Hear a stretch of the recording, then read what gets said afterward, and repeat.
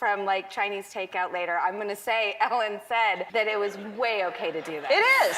Great. I mean, you're gonna be fatter than this, but that's, I mean, Ellen Degeneres just told me I was fat, so, but I'm not. If you've been paying attention over the last several months, you'll know that Ellen Degeneres has had a ton of accusations thrown at her because of the workplace environment that has been run on her daytime talk show, including new reports from the early part of her career where she apparently was fat-shaming kids. Allow us to break it down for you, and as always, be sure to like the video and subscribe to the channel. Number 7, the latest claim. To say that Ellen has had many people step up and say all sorts of things about her would be an understatement, but some of these accusations come from unlikely sources and show that even in her beginnings, she was not the nicest of people, including one man who noted his time with Ellen from when he was a kid and she was with the talent agency. Ben Gravelet says Degeneres, who would have been in her early 20s at the time, worked for his mother's recruitment agency while he was a child and would routinely insult him. She would criticize my weight, he said. I would try to do homework in the office and she'd call me stupid. She'd call me fat. She would criticize my clothes. I was just a boy and this was a grown woman who took pleasure in seeing me become visibly upset. I don't think there's any excuse for it. I was a defenseless kid. What could I have told her back? It has an effect if somebody in a superior position to you, who's much older, goes, "You're fat. You might want to lose some of that weight, chunky boy." I was always self-conscious about my weight and it made things worse. That's most definitely not cool, and just as important, that's not something you would expect from Ellen for a very basic reason. Number 6, she loves having kids on her show. When Ellen came to daytime TV after becoming an icon for the LGBTQ+ community after coming out on her former sitcom, Ellen had some big shoes to fill, mainly in that Ellen came on as Oprah was entering the final run of her career that lasted until 2011, but we digress. The point is, Ellen was meant to be the next big thing in daytime TV, so not unlike certain other hosts, she went and thought outside the box to try and make her show special. You'll remember her dancing phase and how she plays a lot of games on her show, but one of the biggest things that she did and does is have kids on her show that are breaking the mold in their own way, including ones that have fully functional businesses that are making serious money. Yeah, kids are doing that and it's really cool, but this in turn is showing a major problem with Ellen, because while she clearly does dig these kids in some ways as she brings them on her show, the way she treated Ben when he was a child proves that she's not above picking on them endlessly in order to get jollies. So let's ask the question, has Ellen gone and insulted even more kids while on the show and we've just never heard about it? It may seem like an odd question, but it's an honest one. Ellen has proven in many ways and in many cases to be a person who wants to do things her way or else. Need an example? We got you right here. Number 5, her time down under. As a massive star, you would expect Ellen to travel the world and go to various places to promote her work, and indeed she has done just that. But in light of all the things being said about her, one producer from Australia has revealed a very dark side to how she handles being a guest. Neil Breen, who worked as a producer when Ellen appeared on Australia's Today Show, said she left her staff on his program, walking on eggshells around her, which is not something anyone should do when they're a guest on a TV show. Just saying. He claimed Ellen's staff were the only ones who were allowed to interact with her, and they dictated everything from seating to lighting to how the interview would work. This is a very disturbing thing to hear. If it was her show, then yeah, you could make that argument, but it wasn't her show, and she wasn't even in her own country. This was in Australia, and things obviously worked a certain way down there that Ellen should have respected, yet her and her crew made it seem like they were the ones in charge. The producer called us aside and said, "Now Neil, no one talks to Ellen. You don't talk to her, you don't approach her, you don't look at her." He added, "She'll come in, she'll sit down, she'll talk to Richard, and then Ellen will leave." And I sort of said, "Are you fair dinkum? I can't look at her?" I found the whole thing bizarre. Breen said that he had to ask Ellen's staff to stop laughing at her jokes because it was interrupting the recording. I have no idea whether she's a nice person or not. I wouldn't have a clue, he added, but I can tell you the people who work with her walked on eggshells the whole time. We're there to do an interview to promote what she's doing, but you can't look at her? Someone get real. And this is just one of many cases and stories that have put Ellen in the light that isn't exactly flattering, because when you're a terror on a show, when you're a guest, what do you think she does when you're on her show? And she's the host with the sway and control over pretty much everything. Number 4, mistreatment of staff, part 1. So where exactly do we start in terms of Ellen mistreating her staff? Let's start with an easy one that honestly affected all of us around the globe, the pandemic. Yes, when this hit the United States, it set off a ripple effect that is still going to this day, unfortunately, and all walks of life were hit. And yes, that included Ellen DeGeneres and her show, because like many shows that happen every day, it's hard to do a show with a live audience and staff without getting people sick. Thus, it was stopped at first, until so Ellen could get a setup in her own home, not unlike many other show hosts. However, where the mistreatment comes in though is via the lack of communication with her staff in regards to pay, work, and more. Things people need to know during the worst pandemic in generations, but Ellen kept things close to the chest, and her executive producers did as well until word got out about it, and finally things were done. But the sleighs didn't stop there. In short, Ellen decided to pull a literal cheap move and go hire non-union workers to help run her show, with a few exceptions like her DJ, and not hire the staff that were for her show to do her show. They were not happy about this at all and spoke out about it, which helped bring in even more stories about Ellen, about what Ellen is really like behind the scenes. Number 3, mistreatment of her staff part 2. But ironically, even before the pandemic hit, there was word that working at the Ellen show was anything but fun, including one anonymous employee saying that Ellen treated the staff like peasants, and backed that up by noting how Ellen would barely talk to the support staff outside of producers, would be incredibly cold backstage, sometimes wouldn't fill in staff on important changes to the show, would incite competition amongst the workers for her own amusement, and then would only take a select few to parties that were supposed to be for the whole staff to come, and so on and so forth. So as you can see, Ellen isn't the best boss ever, despite what you might think. Many employees have stepped and told some absolutely horrid stories about Ellen and how things go on her show. And it's not just Ellen who does the harm, it's her producers as well. Number 2, mistreatment of the staff part 3. If you think it's just 1 or 2 people who are complaining about Ellen, you would be wrong, because over the last several months, many people have come forward and spoken out about Ellen, including a massive expose about the show via BuzzFeed, who gathered many anonymous ex-employees to speak out on Ellen, the executive producers, and the environment that they created. For example, the mantra of the show and its staff is to be kind, but one ex-worker had some critical thoughts on that. That be kind bolt only happens when the cameras are on. It's all for show, one former employee told BuzzFeed News. I know they give money to people and help them out, but it's for show. Very harsh words indeed, but sadly it doesn't stop there, because there were also allegations of racist behavior on the set, including several African American women noting that they were made fun of by writers and producers at times because of their color, and no one defended them. They were also talked down to when trying to make changes to the workplace to make it less toxic. Whenever I brought up an issue to my white male boss, he would bring up some random story about some random black friend that he had and how they managed to get over stuff. She said he would use his black friend as some way to say, I understand your struggle, but it was all performative bolt. But sadly, that's not all. The former employee said she was also called into a meeting with executive producer Ed Glavin, where she was reprimanded for her objections to the term spirit animal, asking for a raise, and suggesting employees on the show receive diversity and inclusion training. He said that I was walking around looking resentful and angry, she said. She left the show and never came back, and honestly, can you blame her after all that she went through? Number 1, the producers and Ellen's apology. Just as insulting as that, though, is that when the team behind the show made a statement, it was incredibly insulting. Here's what they said. Over the course of nearly 2 decades, 3,000 episodes, and employing over 1,000 staff members, we've strived to create an open, safe, and inclusive work environment. We're truly heartbroken and sorry to learn that even one person in our production family has had a negative experience. The statement read, it's not who we are and not who we strive to be, and not the mission Ellen has set for us. The statement continued, for the record, the day-to-day responsibility of the Ellen Show is completely on us. We take all of this very seriously, and we realize, as many in the world are learning, that we need to do better, are committed to do better, and we will do better. Ellen also made a statement by saying that she failed in keeping a happy work environment and that she felt bad for what everyone went through. But let's be honest, do they really mean it? Because given all the things that they put people through, given all the attacks and insults and the toxic culture they raised, are they really sorry? Because for Ellen, she went from fat shaming a kid to terrorizing a whole show staff. That sounds like an evil kind of progression, and not something you're sorry for. You're just sorry you got caught. And there you have it, a look at Ellen's most recent allegations and how it all lines up with what has been going on with her show. Which of these acts do you find the most terrible? Do you think that Ellen will ever truly recover from this? Let me know in the comments down below. Be sure to subscribe, and I'll see you next time on the channel.